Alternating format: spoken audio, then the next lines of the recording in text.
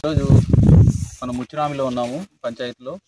ఈ రైతుకు సంబంధించిన ఈ కూటమి సర్కార్ వచ్చిన తర్వాత జరుగుతున్న ఈ రెడ్ బుక్ రాజ్యాంగంలో ఈరోజు ఒక 200 చెట్లు, మామిడి చెట్లు కానివ్వండి, ఉసిరి చెట్లు కానివ్వండి, నేరేడు చెట్లు, ఇవి ఒక 200 చెట్లు దాకా ఈరోజు కూటమి ప్రభుత్వం చెందిన వ్యక్తులు రాత్రి వచ్చి నరికేయడం జరిగింది. ఈ ప్రభుత్వం వచ్చిన తర్వాత రైతుకు న్యాయం చేయాల్సింది పోయి ప్రతి రైతును హింసించే దగ్గర వరకు వెళ్తున్నారు.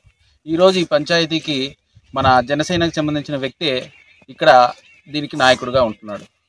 ఈరోజు ఆయన వర్గం చేస్తున్న దాడుల్లో వైఎస్ఆర్సీపీకి చెందిన ఎంతమంది అన్యాయం అయిపోతున్నారో ఇక్కడికి వచ్చి కనుక్కుంటే పవన్ కళ్యాణ్ గారికి తెలుస్తుంది. ఆయన చేస్తున్న అక్రమాలు, భూదోపిడీలు, ఈరోజు చేస్తున్న చెట్లు నరకడం అంటే ప్రజల్ని ఏ విధంగా కావాలంటే ఆ విధంగా నాశనం చేసి వాళ్ళు పైశాచిక ఆనందం పొందుతున్నారు. నేను మా వైఎస్ఆర్సీపీ పార్టీ తరఫున ఖచ్చితంగా ఈ చర్యను మేము ఖండిస్తున్నాం. ఎందుకంటే రాబోయే రోజుల్లో ఇది ఇక్కడితో పోదు. గుర్తుపెట్టుకోవాలి, ఈ కక్షలు, కార్పొరేషన్లతో ఎన్నో కుటుంబాలు నాశనపోయాయి. ఇలా చేసుకుంటూ పోతే ఏ ఒక్కరూ మిగలరు, ఏ చెట్టు మిగలదు ఇక్కడ. సో నేను కోరుకునేది ఒకటే, పవన్ కళ్యాణ్ గారికి కానీ, కూటమి ప్రభుత్వం కానీ ఇక్కడ జరుగుతున్న అన్యాయాలు మీరు గుర్తించండి. ఇక్కడ ఎవరికి అన్యాయం చేస్తున్నారు? చెట్లను 2 చెట్లను, ఇన్ని చెట్లను ఇప్పుడు ప్రభుత్వం వచ్చిన తర్వాత 300 చెట్లు నరికారు మొదటి నెలలో. తర్వాత మళ్ళీ ఒకసారి 80 చెట్లు నరికారు.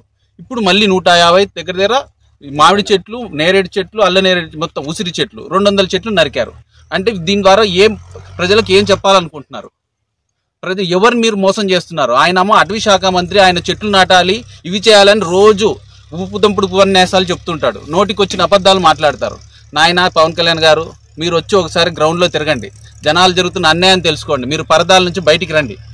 రోజు పరదాలు వేసుకొని కూర్చొని భజనగాలతో కూర్చోకుండా మీరు వచ్చి జనాలతో తిరిగితే ప్రజల సమస్యలు తెలుస్తాయి. ఈరోజు ఈ రైతుకు జరిగిన అన్యాయం ఎవరు మీరు దీన్ని కాంపెన్సేట్ చేయగలరు చెప్పండి? రోజు వచ్చి రైతులకు మేము న్యాయం చేస్తున్నాము, ఇది మంచి ప్రభుత్వం, సబ్సిడీ, ఈరోజు ఇన్పుట్ సబ్సిడీ లేదు, ఉన్న చెట్లను మామిడి చెట్లు ఇచ్చేది లేదు, ఉన్నవి నరుక్కుంటూ పోతే ఈరోజు ఈ 2 ఏళ్ల చెట్లు ఎవరు దీనికి బాధ్యత వహిస్తారు?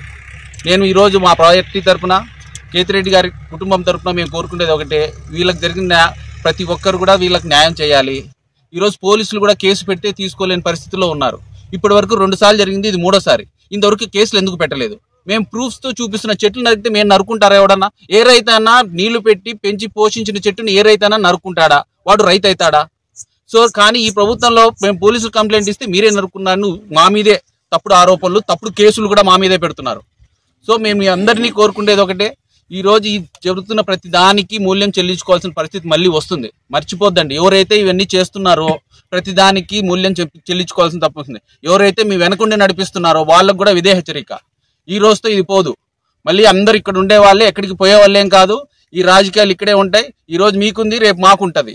అంతేగాని మేము ఎవరు భయపడే వాళ్ళు కాదు. ఇలాంటివి ఏం చేసినా మేము ఖచ్చితంగా వైఎస్ఆర్ పార్టీ రైతులకు అండగా ఉంటుంది, భరోసా కల్పిస్తుంది. వాళ్ళకి ఏ రోజైనా వాళ్ళ కష్టాల్లో మేము తోడుంటామని చెప్పి భరోసా ఇస్తున్నాం. భవిష్యత్తులో కార్యకర్తలతో మేము పైన దృష్టికి కూడా తీసుకెళ్లడం జరిగింది. జగన్ గారి దృష్టికి కూడా ఈ విషయాలు తీసుకెళ్లడం జరుగుతుంది. ఖచ్చితంగా వాళ్ళకి భరోసాగా ఉంటాం. వాళ్ళకి కేసులు పెట్టడంలో కానీ, రేపొద్దున ప్రభుత్వం వచ్చిన తర్వాత వాళ్ళకి కావాల్సిన సహాయం కూడా మేము చేయగలుగుతాం. ఇదేందో మీరు ఒకటి గుర్తుపెట్టుకోవాలి, ఈ పల్లెల్లో మనం ఇలా చెట్లు నరుకుంటూ పోతే కక్షలు రేకుంటూ పెంచుకుంటూ పోతున్నట్టే. అంటే ఇంతవరకు ధర్మవరంలో లాస్ట్ 5 ఏళ్ళు మీరు చూశారు, ఏ రోజైనా ఒక రైతు కానీ, ఒక తెలుగుదేశం కార్యకర్త కానీ, ఒక జనసేన ఎవరి మీదన్నా మనం ఏమైనా తప్పుడు కేసులు పెట్టారా?